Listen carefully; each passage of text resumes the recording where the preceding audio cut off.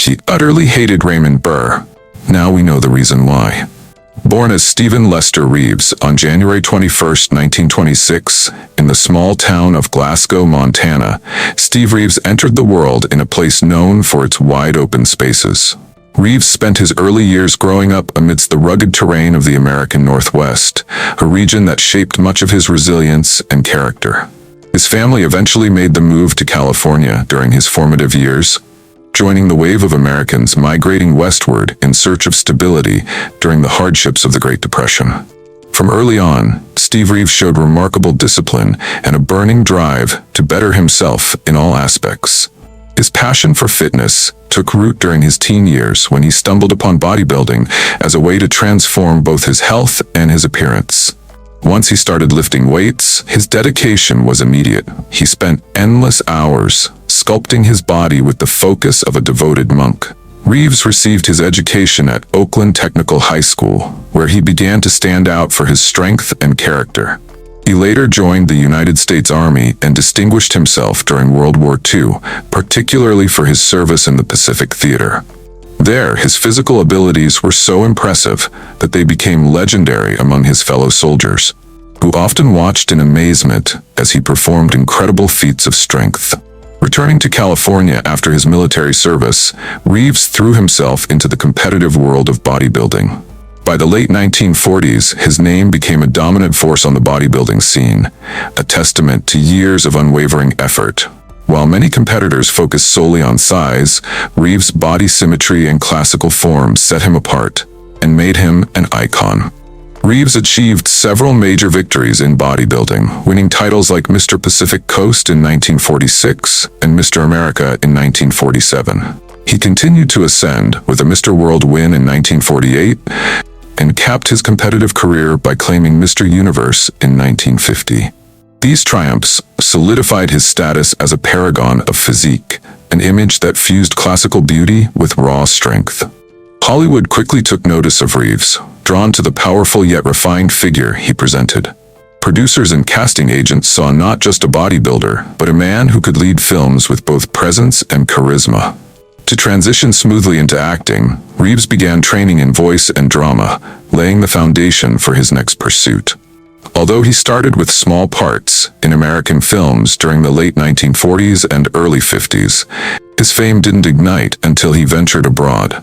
It was in Italy that Reeves found his true breakthrough, marking the start of a film career that would make him a global sensation. In the year 1958, Steve Reeves landed the role of the iconic strongman in Hercules, a modest Italian production helmed by director Pro Francis. What no one predicted was that the film would explode into a global hit, generating over $100 million and turning the sword and sandal genre into a cinematic sensation. Riding on the wave of Hercules' success, Reeves starred in a series of legendary tales and historical adventures, such as Hercules Unchained, 1959, The Giant of Marathon, 1959, The Last Days of Pompeii, 1959, The Trojan Horse, 1961, and The Thief of Baghdad, 1961. Throughout these films, he typically embodied noble warriors, ancient rulers, and half-gods, channeling the grandeur of mythic times with his powerful physique and dignified demeanor. These movies struck a particular chord with audiences in Latin America and across Europe, helping Reeves become one of the continent's most bankable stars during the early 60s. Although many of the films had modest budgets and simple plots, his magnetic screen presence and heroic charm left a deep impression on millions of fans around the globe. Reeves stood out even more by speaking multiple languages and frequently voicing his own parts in international releases, further connecting with his worldwide fan base. What truly distinguished him from many other muscle-bound actors was his outspoken support for natural training and a life of health and discipline. He refused to rely on performance enhancers, instead encouraging aspiring bodybuilders to focus on wholesome eating, disciplined exercise, and natural growth. Among his many contributions to the fitness world, he authored titles like Building the Classic Physique, The Natural Way, which motivated countless people to choose a cleaner, healthier approach. Even as he aged, Reeves stayed involved in promoting wellness, generously sharing advice and inspiring younger fitness enthusiasts. He also championed progressive ideas for the era, such as increasing cardiovascular workouts and reducing protein intake, practices not widely accepted in bodybuilding at the time. Later in life, Reeves voiced his concerns about the changing landscape of bodybuilding, criticizing its obsession with size and mass at the expense of harmony and aesthetics. His philosophy reignited interest in classic physiques, encouraging many to prioritize proportion and symmetry over raw bulk. After sustaining a shoulder injury while shooting a chariot scene, Reeves made the decision to step away from the film industry in the late 1960s. Instead of continuing in the strenuous realm of action-packed blockbusters, Reeves opted to leave Hollywood behind and dedicate his time to ranch life and storytelling. Settling in Valley Center, California, he embraced a quieter existence, spending his days riding horses and tending to his stables. Though he avoided the limelight, his legacy endured among enthusiasts of vintage films and bodybuilding culture. Even in his later years, Reeves made appearances at bodybuilding expos and fitness conventions, where he was consistently met with deep admiration and heartfelt respect. Celebrated as a legendary actor and fitness icon, Steve Reeves was widely recognized for playing mythic figures like Hercules, while his private life reflected shifting phases marked by multiple marriages. His journey into matrimony began with Sandra Smith, whom he married in 1955 during a time of career transition. At this juncture, Reeves was pivoting from competitive bodybuilding to acting, with his career in film starting to accelerate due to his impressive looks and natural screen presence. However, that marriage came to a quick end in 1956, just a year after it began. Details about their short-lived relationship remain scarce, though it's believed that Reeves's increasing celebrity status and film commitments placed undue pressure on their bond. The brevity of that marriage hints at the possibility that Reeves, still early in his stardom, wasn't quite ready to juggle the demands of Hollywood with the expectations of a long-term partner. Years later, he found a more lasting relationship with Alan Zarwich, whom he married in 1963, and who brought a unique elegance to his life, reportedly stemming from her aristocratic European heritage.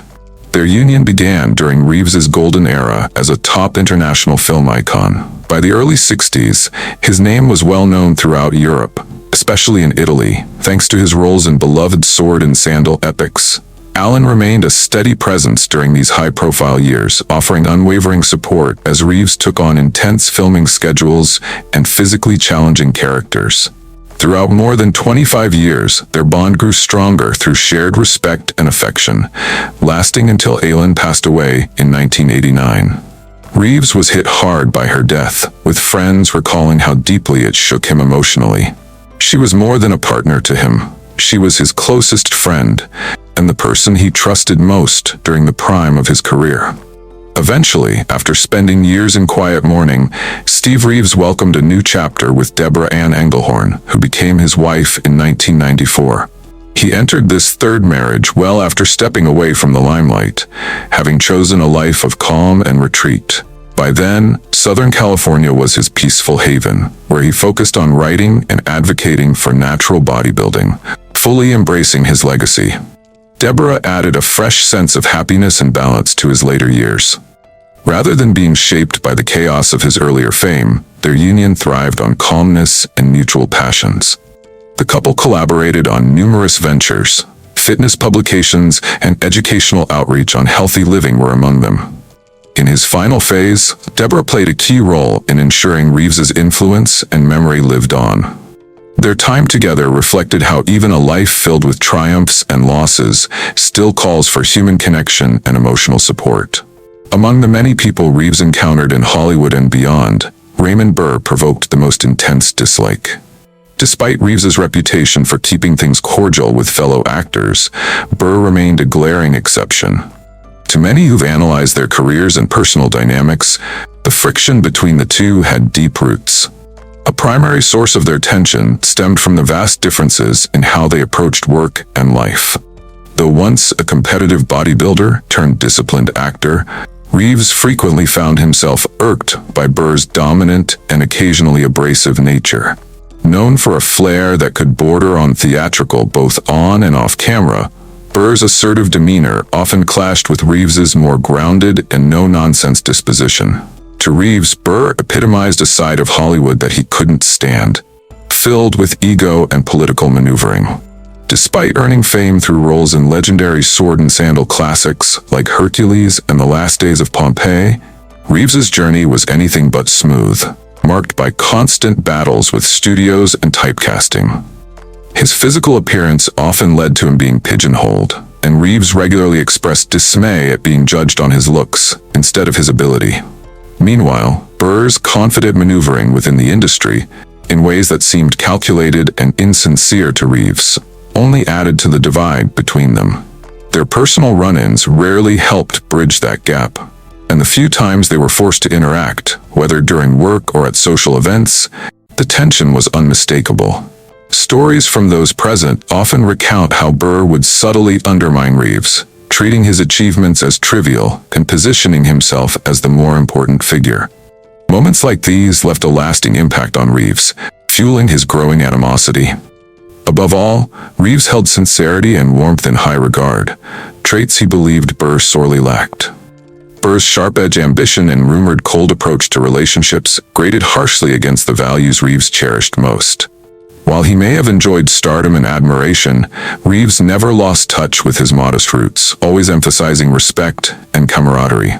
In contrast, Burr's persona seemed to embody everything Reeves disliked about the entertainment world, making their opposition more than a surface-level personality mismatch. Some insiders even suggest Reeves saw Burr as more than just a peer, but as a personal competitor, both on screen and in the hearts of fans.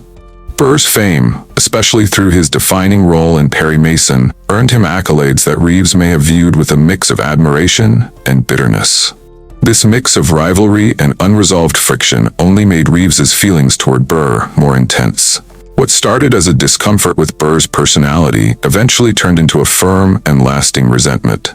There was a level of contempt that went far beyond a simple clash of egos or competition. To Reeves, Burr was more than just an irritant. He symbolized the very pitfalls Reeves was determined to avoid in both his personal and professional life.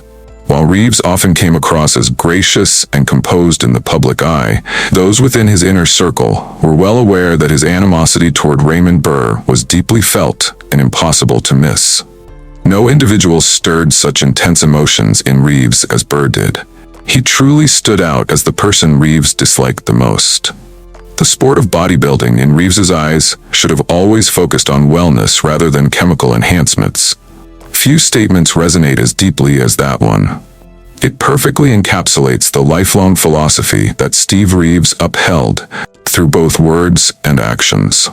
As a towering figure in the realm of physical culture and bodybuilding, Reeves championed a style of development that rejected synthetic aids and emphasized personal effort and natural growth. In contrast to today's trends, where drug use often overshadows dedication, Steve Reeves stood firmly for a lifestyle that balanced physical strength with mental clarity and spiritual well-being.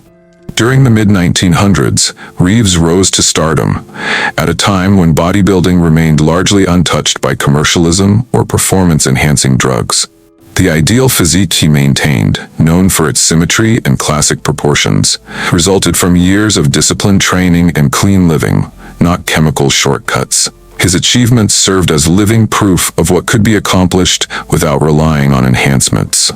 As a trailblazer, he motivated many to see fitness not as a vanity project, but as a journey toward holistic health and lasting strength. However, over time, the bodybuilding world began embracing a more drug-dependent approach. Chasing rapid results and larger physiques, athletes increasingly turned to steroids, often risking their well-being in the process. This evolution not only damaged how the public viewed the sport, but also led many competitors down a dangerous path. Reeves's philosophy remains a powerful reminder. Bodybuilding at its foundation should amplify the body's natural strength, promote lifelong health, and steer clear of short-term sacrifices for fleeting success. During the final chapter of his life, Steve Reeves encountered a personal struggle with declining health. On the warm afternoon of Friday, April 28, 2000, Reeves was taken into surgery for exploratory procedures related to lymphoma, a type of cancer targeting the lymphatic system. Though his doctors gave their best effort, unforeseen complications developed. and Reeves sadly lost his life just before midday on Monday, May 1st, 2000. A blood clot was ultimately responsible for his passing, a heavy irony for a man whose life revolved around promoting fitness and vitality. He took his last breath at Palomar Hospital in Escondido, California, an emotionally significant location, as his second wife had also passed away there some years before. Steve Reeves's story remains a powerful reminder of the value in returning bodybuilding to a foundation focused on health and longevity. His training methods emphasized honoring the body's natural boundaries, putting wellness above all, and building a life of sustainable strength instead of pursuing dangerous shortcuts. Now more than ever, in an age filled with pressure to enhance performance artificially, Reeves's message continues to shine as a guiding light. He calls on both athletes and fans to embrace a deeper truth in bodybuilding, to choose lasting well-being instead of quick results, and to uphold the values of discipline, balance, and authenticity.